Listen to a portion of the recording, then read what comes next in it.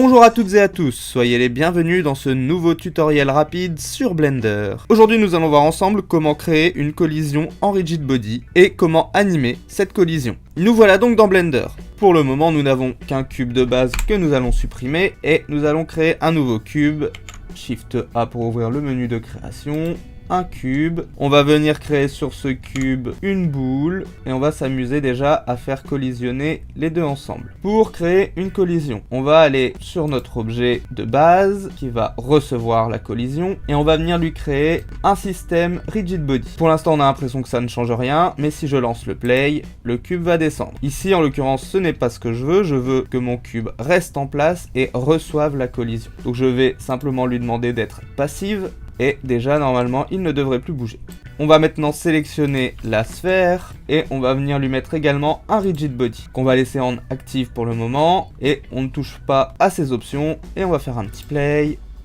Voilà, on voit que la balle s'arrête sur le cube. Si maintenant j'enlevais le rigid body du cube, la balle passe à travers. Maintenant, imaginons que nous voulions qu'un cube vienne pousser notre balle au moment où elle tombe. On va faire Shift D sur notre cube pour le dupliquer. On va venir le monter ici. On va voir ce que ça donne si on l'anime. Je vais mettre une clé ici. Et on va aller se mettre à 20 frames. On va mettre une deuxième clé ici. Que se passe-t-il si on fait play?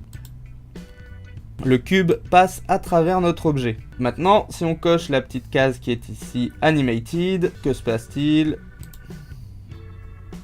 Notre balle est bien poussée par notre cube. Je vais supprimer mon cube. Maintenant, imaginons que je veuille que ma balle rebondisse sur mon cube. Pour ça, je vais sélectionner mon cube. Je vais réduire sa friction et augmenter sa bounciness. Je vais faire pareil sur ma balle. Et surtout, je vais faire partir ma balle de plus haut pour que le rebondissement soit bien visible.